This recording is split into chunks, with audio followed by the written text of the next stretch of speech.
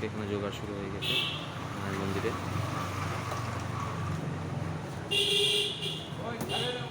মায়ের দুটো বিগ্রহ রয়েছে, একটা ছোট বিগ্রহ, একটা বড় বিগ্রহ।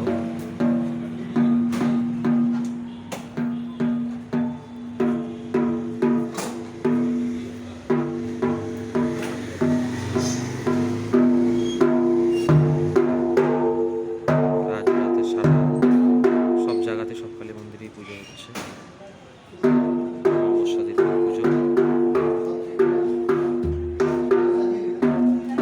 জোগাড় চলছে, এখানে ফল কাটা চলছে, ঢাকি চলে এসছে, পুরোহিত চলে এসছে।